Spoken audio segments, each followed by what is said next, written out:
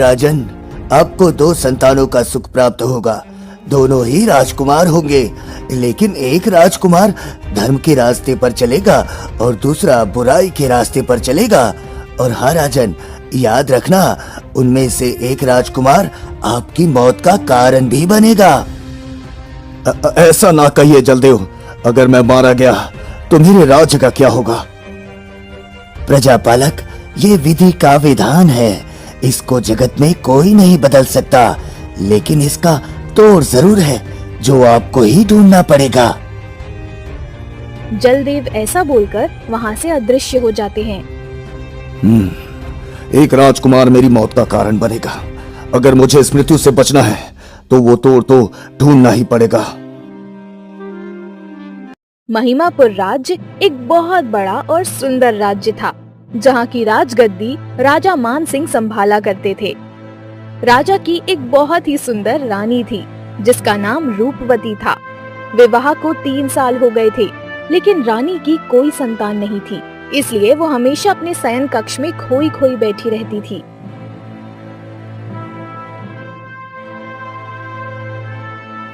रूपवती, आपसे ज्यादा चिंता तो मुझे है। मैं ये सोच रहा हूँ कि आखिर मेरी राजगद्दी कौन संभालेगा। महाराज, मुझे दुख इस बात का नहीं है कि आखिर मेरी कोख सूनी क्यों है।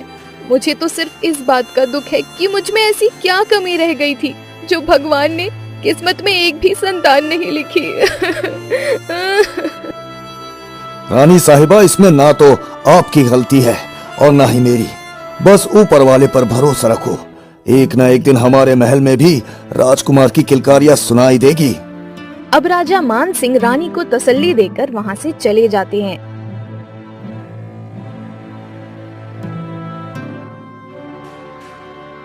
महाराज, महारानी को कितने दिनों तक तसल्ली देते रहोगे? उन्हें सच्चाई बता क्यों नहीं देते महाराज? नहीं मंत्री जी, अगर मैंने सच्चाई बता दी तो मुझे डर है कि कहीं मैं रूपवती को खो ना दूं। महाराज, आपकी 3 संतानें होकर मर गई, लेकिन महारानी को ऐसा लग रहा है कि उनकी कोख खाली है। महाराज, आप रानी साहिबा को तपस्वी के श्राप के बारे में बता दो। मंत्री जी, सच्चाई बताने का अभी सही समय नहीं है।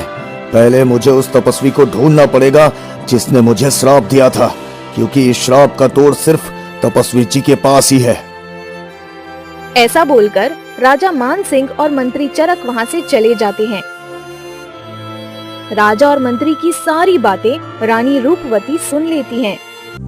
महाराज ने मुझसे इतनी बड़ी सच्चाई छुपाई। तपस्वी के श्राप के कारण मेरी संतानें मर रही हैं और मुझे इस बात का पता ही नहीं है। महाराज ने मेरे साथ इतना बड़ा धोखा किया। अब रानी रूपवती अपने शयन कक्ष में बिलक बिलक कर रोने लगती हैं। रानी के रोने की आवाज सुनकर राजा मान सिंह जल्दी से वहाँ पर आ जाते हैं। क्या हुआ रानी साहिबा, आप अचानक इस तरह रो क्यों रही हो? महाराज, आपने मुझे धोखे में रखा। कौन सा धोखा रानी रूपवती? मैं कुछ समझा नहीं। इतने भी भोले मत बनो महाराज। आपका किया हुआ पाप मेरी संतान को भुगतना पड़ रहा है। तपस्वी के श्राप के कारण मेरी संतानें मर रही है और आपने मुझे सच्चाई बताना उचित नहीं समझा। महारानी, मैंने आपको सच्चाई इसलिए नहीं बताई क्योंकि मुझे डर था कि कहीं मैं आपको खो ना दूं। मैं बस सही समय का इंतजार कर रहा था। लेकिन महाराज, आपने ऐसा क्या किया जो तपस्वी ने आपको श्राप दिया? मुझे पूरी कहानी बताइए। अच्छा तो सुनो रानी, एक दिन एक किसान हमारे राज दरबार पर आया। प्रजापति, हमारी रक्षा करो, रक्षा करो राजन, रक्षा करो। लेकिन तुम कौन हो? किससे रक्षा करे तुम्हारी? खुलकर बताओ। सभापति, मेरा नाम कमलेश है और मैं आपके राज्य का एक छोटा सा कृषक हूँ। हम फसल बोते हैं। जैसे ही वो फसल बड़ी होने लगती है, वैसे ही एक जंगली सुअर आकर उन फसलों को तहस नहस कर देता है महाराज, तहस नहस कर देता है। हाँ? लेकिन कमलेश, तुम सब गांव वाले मिलकर उस जंगली सुअर को पकड़ भी तो सकते हो। महाराज, हम सारे गांव वालों ने उस सुअर को पकड़ने की कोशिश की थी, लेकिन वो सुअर बहुत ज्यादा चालाक है, हमारे चंगुल में आता ही नहीं। तब हम सब गांव वालों ने मिलकर फैसला किया कि इस समस्या का समाधान आप ही निकाल सकते हो महाराज। ठीक है कमलेश, राजा का काम है प्रजा की रक्षा करना। अब तुम जाओ, वो सुअर कभी भी गांव के खेतों की तरफ नहीं आएगा। अब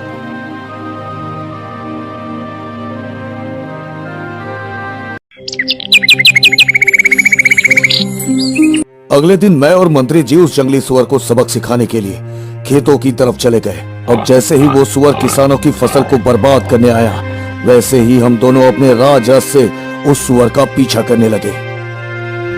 मंत्री जी, रथ को थोड़ा तेज चलाइए, आज इस जंगली सुअर का जंगल में ही शिकार कर लेंगे हम। हाँ जी महाराज।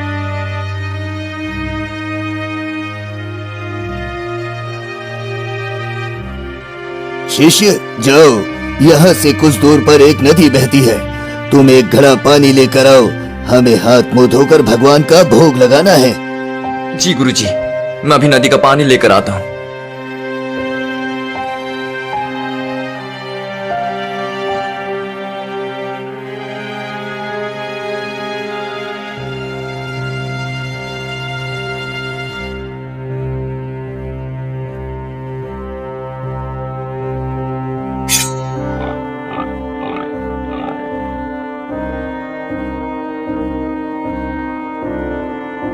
राजन, ये तुमने क्या किया? मेरे गुरुजी भगवान का भोग लगाने के लिए जल का इंतजार कर रहा है। हे शिष्य, मुझे क्षमा कर दो, मेरा ये बाण उस जंगली सुअर को भेदने वाला था, पता नहीं तुम्हें कैसे लग गया, मुझे माफ कर दो शिष्य। राजन, मुझे लगता है मेरी अंतिम घड़ी आ चुकी है। तुम मेरा एक काम कर दो, ये मटका पानी से भरकर मेरे गुरुदेव के पास ले जाओ, ताकि वो भगवान को भोग लगा सके। जाओ राजन, जाओ। महाराज, अब क्या होगा महाराज? मंत्री जी, होना क्या है, चलो मटके में पानी भर के तपस्वी जी के पास चलते हैं और उन्हें सच्चाई बता देते हैं। तपस्वी जी जो भी दंड देंगे वो मैं भुगतने के लिए तैयार हूं।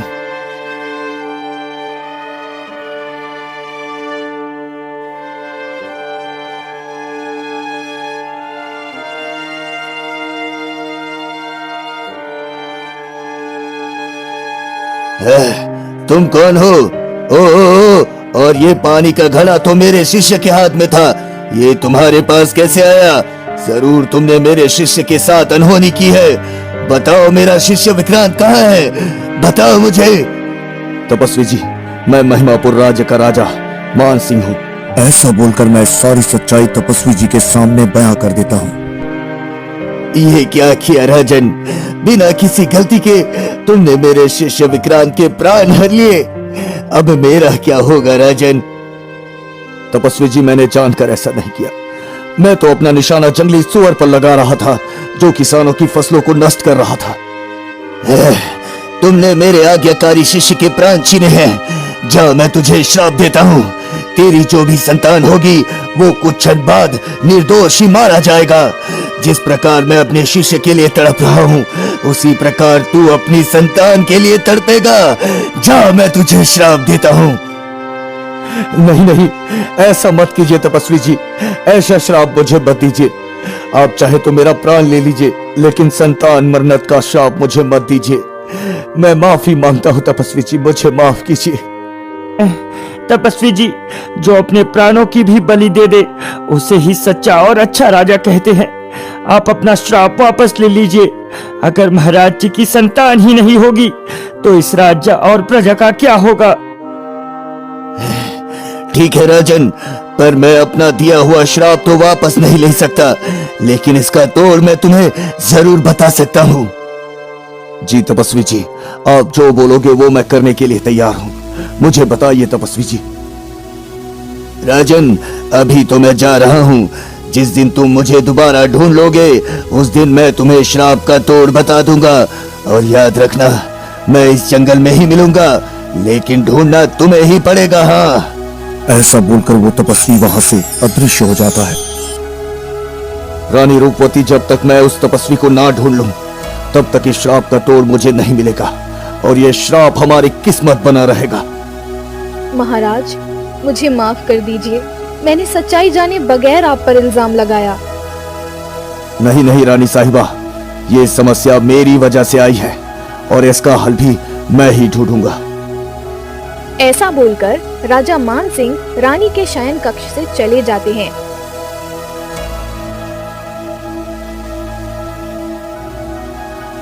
अगले दिन राजा अपने घोड़े पर सवार होकर उस तपस्वी की खोज में निकल जाते हैं। मुझे कैसे भी करके तपस्वी जी को ढूंढना ही होगा। उन्होंने कहा था कि मैं इसी जंगल में ही मिलूंगा, लेकिन ये जंगल तो मेरे राज जैसे भी बड़ा है। आखिर मैं उस तपस्वी को कहां पर ढूंढूं?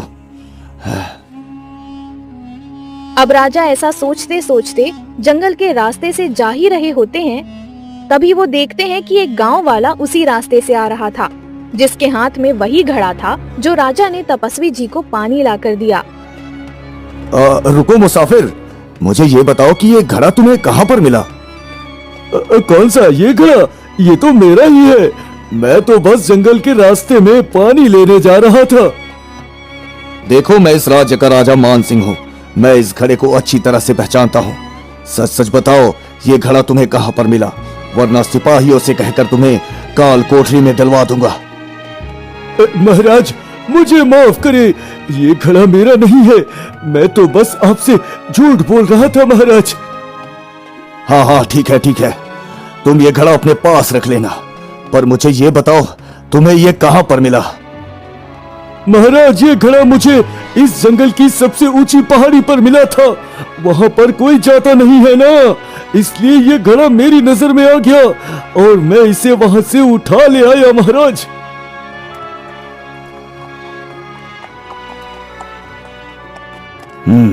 लगता है अब मैं तपस्वी जी के बहुत करीब हूं। मुझे सबूत के तौर पर इस घड़े की जगह मिल गई है। मुझे इस जंगल की सबसे ऊंची पहाड़ी पर जाना होगा। हाँ। अब राजा उस ऊंची पहाड़ी पर पहुंच गए थे। पहाड़ी पर तो पहुंच गया हूं, लेकिन तपस्वी कहां पर मिलेंगे?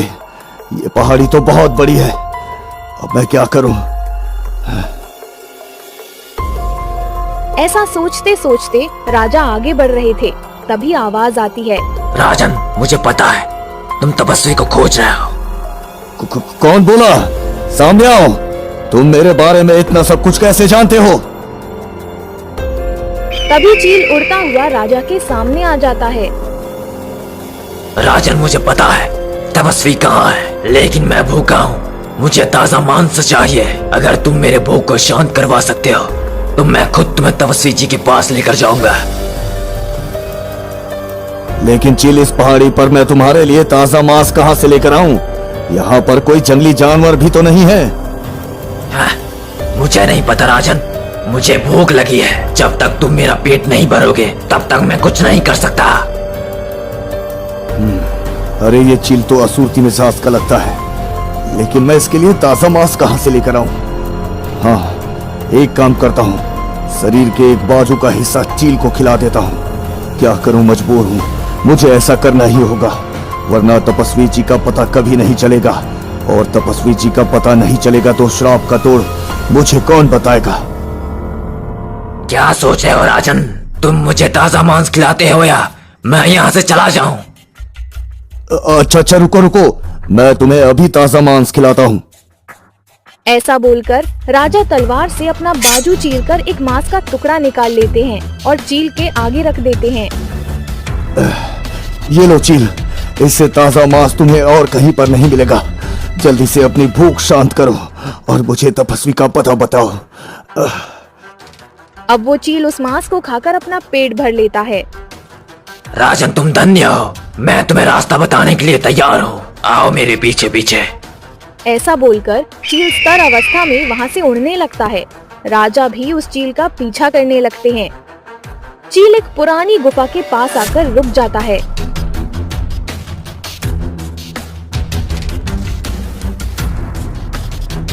राजन, यही वो गुफा है जहाँ पर तपस्वी जी धुनी जमा कर बैठे हैं। मैंने अपने वादे के मुताबिक आपको रास्ता दिखा दिया। अब मैं यहाँ से चलता हूँ। ऐसा बोलकर चील वहाँ से उड़ जाता है। अब राजा भी उस गुफा के अंदर जाने लगते हैं।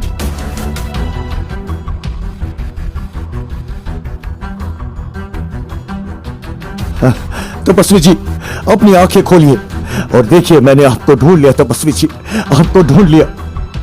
राजा की आवाज सुनकर तपस्वी अपनी आंखें खोल देते हैं। अरे राजन, आप और ये आपको चोट कैसे लगी? तपस्वी जी, इस चोट के मुकाबले वो श्राप वाली चोट से ज्यादा दर्द होता है। आप जल्दी से उस श्राप का तोड़ बताइए। तपस्वी जी राजा के घाव पर हाथ फेरते हैं। वो घाव एकदम ठीक हो जाता है। राजन, उस श्राप का तोड़ वो मटका ही है। वो मटका कोई साधारण मटका नहीं है। उसमें पानी भरते ही वो मटका जादुई बन जाता है। तुम उस मटके के पानी के एक बूंद महारानी के शरीर पर छिड़क देना। ऐसा करते ही तुम हमेशा के लिए उस श्राप से मुक्त हो जाओगे। हाँ, लेकिन तपस्वी जी, वो मटका तो किसी गांव वाले के पास चला गया है। अब इतने बड़े राज्य में मैं कैसे पता करूं कि वो गांव वाला कहाँ रहता है? राजन, तुम चिंता मत करो। प्रकृति तुम्हें खुद रास्ता दिखाएगी। तुम्हारा कल्याण हो। बस जाओ और जल्दी उस मटके तक पहुंचो। अब तपस्वी जी की आज्ञा लेकर राजा मान सिंह उस गुफा से चले जाते हैं।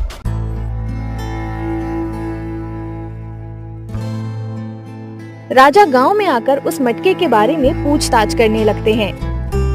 नहीं महाराज, ऐसे मटके के बारे में तो नहीं सुना। हो सकता है गांव में ही होगा, लेकिन अभी तक नजर में नहीं आया महाराज। एक समस्या खत्म हुई तो दूसरी समस्या आ गई। अब इस मटके से पहले मुझे उस गांव वाले को ढूंढना पड़ेगा। अगर वो गांव वाला मिल गया तो मटका अपने आप ही मिल जाएगा। अब राजा मान सिंह काफी ज्यादा थक गए थे और वो एक पेड़ की ठंडी छांव में बैठ जाते हैं। कुछ देर बाद वो देखते हैं कि वही गांव वाला उस रास्ते से आ रहा था। अरे मुसाफिर, मुसाफिर, तुमने मुझे पहचाना? अरे महाराज, आपको कौन भूल सकता है, लेकिन आप इस गांव में क्या कर रहे हो? अरे ये सब छोड़ो मुसाफिर, मुझे ये बताओ कि वो मटका कहाँ पर है? महाराज, वो मटका तो मैंने इस गांव के जमींदार को दे दिया। उसने ब्याज के बदले में वो मटका ले लिया था महाराज। अरे ये तुमने क्या कर दिया? उस मटके की वजह से पूरा राजमहल तहस नहस हो रखा है। मुझे वो मटका किसी भी हाल में चाहिए। महाराज, आप जमींदार के पास जाइए और कुछ सोने चांदी का लालच दीजिए, वो मटका आपको दे देगा महाराज। अब राजा जल्दी अपने घोड़े पर बैठकर जमींदार के घर की ओर निकल जाते हैं।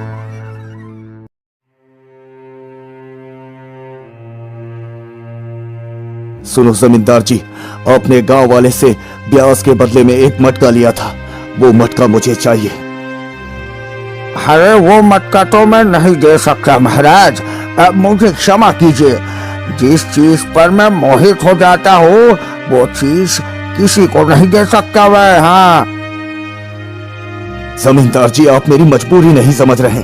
अगर वो मटका मुझे नहीं मिला तो अनर्थ हो जाएगा। उस मटके के बदले में सोना चांदी हीरे से और आज सब कुछ देने के लिए तैयार हूं मैं। और यहाँ तक मैं अपनी राजगद्दी भी आपको सौंप दूंगा। महाराज, एक राजा अपनी राजगद्दी छोड़ने के लिए तैयार हो गया? मतलब उस मटके की सबसे ज्यादा जरूरत आपको है, मुझे नहीं। मैं आपसे कुछ नहीं लूंगा महाराज। ये मटका आप ले लीजिए महाराज। जमींदार जी, मैं आपका ये एहसान कभी नहीं भूलूंगा। और हाँ, आप उस गांव वाले का भी सारा कर्ज माफ कर देना। ऐसा बोलकर राजा वो मटका जमींदार से लेकर वहाँ से चले जाते हैं।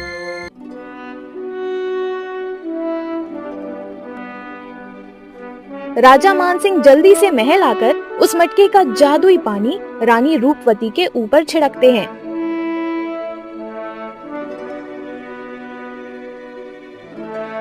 कुछ महीने बीत जाते हैं। इधर रानी को 2 संतानों का सुख प्राप्त होता है।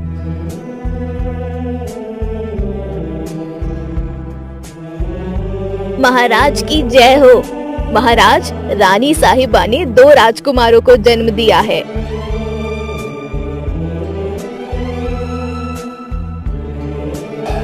पुत्रों की प्राप्ति तो हो गई, लेकिन कहीं अनहोनी ना हो जाए। पता नहीं वो श्राप मेरी किस्मत से दूर गया है या नहीं। मुझे आज के दिन का इंतजार करना होगा। अगर दोनों राजकुमार को कुछ नहीं होगा तो मैं समझ जाऊंगा श्राप उतर गया है। अब जैसे ही रात होती है, राजा मान सिंह को नींद नहीं आ रही थी।